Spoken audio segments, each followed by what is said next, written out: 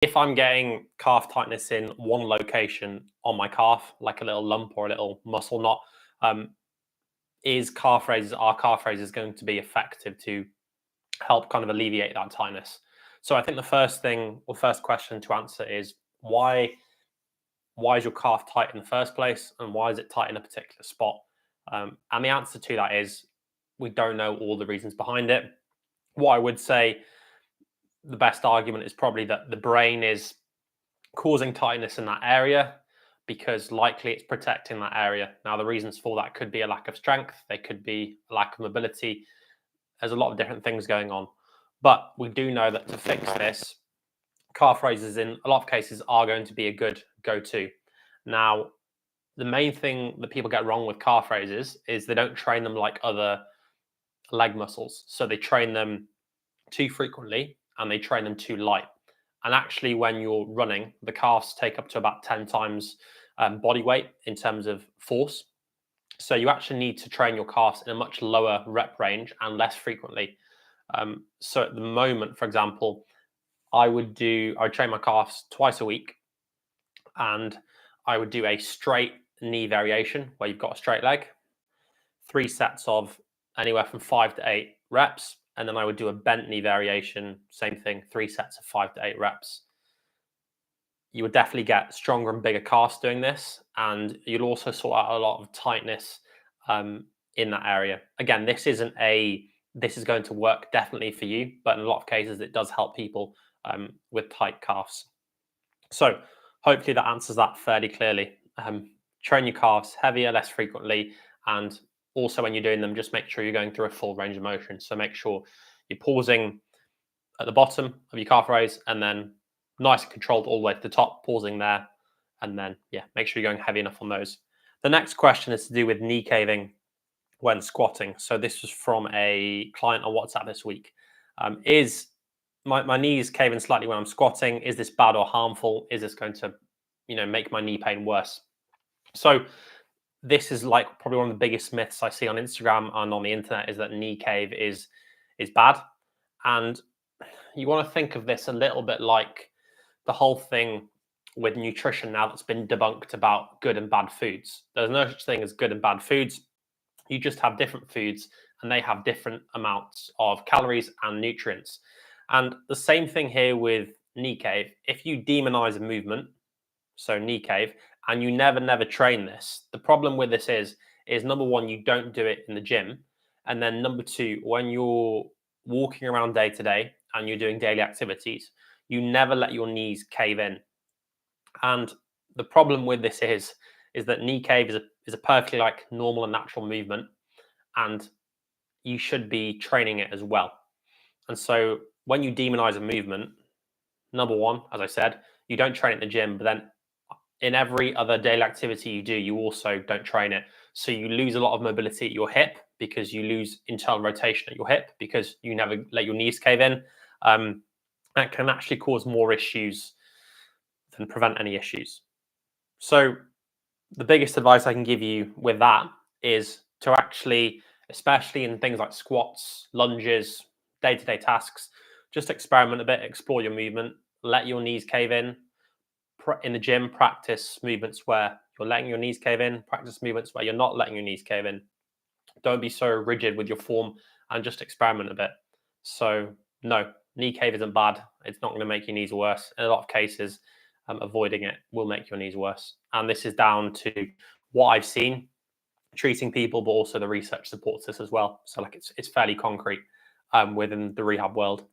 The next question is from another client. So this is specifically talking about diagnosis. So does diagnosis matter for injuries and pain? And they were just asking in general terms.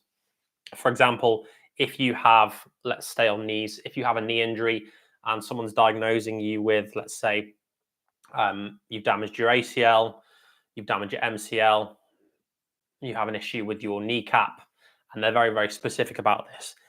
Does this really matter? Well, I'd say it matters in the fact that if you get an injury where there's acute trauma, which basically means the injury happens very suddenly, then I'd say this is a lot more important because there could be a lot more damage. For example, like ACL tear, MCL tear, meniscus.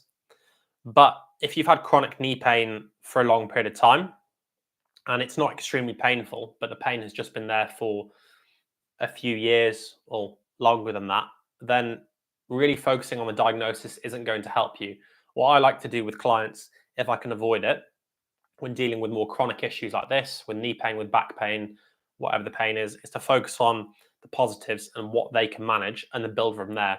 I don't really feel like in a lot of cases the diagnosis is really helping the client or the patient because it doesn't benefit you in any ways and it almost gives you an excuse not to be able to do certain things. And I don't like that approach to rehab. So rambled a bit there. Hopefully that answers that question. In most cases, no, I don't think it's that important. The next one is again from a client getting back pain when working a desk all day. Any suggestions to fix this or reduce pain?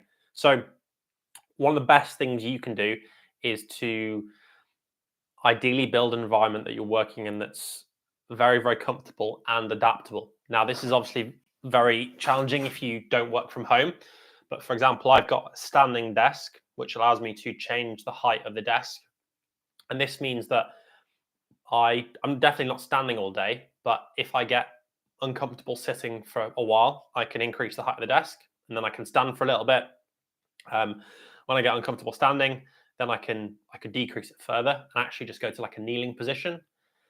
I've even got a beanbag like down there, which I sometimes just sit on. So really what I'm getting at is just changing position is far more important than just being stood up all day. So this is really challenging in an office environment. Like I said, like a lot of businesses and employers won't want you having, they won't get you a standing desk, but ideally it's changing positions and postures as frequently as you can because movement is going to be king when it comes to back pain. If this isn't available, then the other kind of easier quick win would be to up your step count. So if you're not doing a lot of walking, then an easy way to get some in would be 5-10 minutes to work or before work, 5-10 minutes at lunch, and then 5-10 minutes after work. This seems like trivial, but if you're sat down all day, it's going to be massive. If you can get that daily step count up to about 5 or 10,000. Next, hopefully that answered that question. Next question. Again, this was another client. They were going to book in to see me in person, but they were going to get an MRI scan on their back before seeing me because they felt like this was important. And this isn't really a question they're asking me, but I just wanted to highlight this kind of issue. People think that getting a scan is going to fix all their problems, and in this case, going to fix their back pain. We know from the research, and I know from experience as well, that more pain doesn't equal more damage. So you might go in, you might not have any back pain, but if you got an MRI scan of your back, there might be loads of damage at your back. Vice versa, you got loads of back pain, you go in for an MRI scan, you get a scan of your back, and actually there's nothing on the scan. So we know that pain is a lot more complex than simply more damage equals more pain, which is just not true. So it can be influenced by psychological factors such as your beliefs around pain, if pain is a good or a bad thing, potentially your fear of particular movements or positions because you've been told they're bad, your sleep, your nutrition, your relationships, how often do you exercise, previous injury history. There's a lot of other things affecting pain. And I actually saw quite a recent bit of research as well that having an unnecessary MRI scan can delay your rehab by up to 3 to 4 months. Because what it does is it puts you in a really negative space in terms of protecting your back and not wanting to move it. And actually to fix your back pain or any injury for that matter, the things you need to improve is your mobility, your strength, your confidence. And to do that, you need to get the area moving and get it stronger. The last question.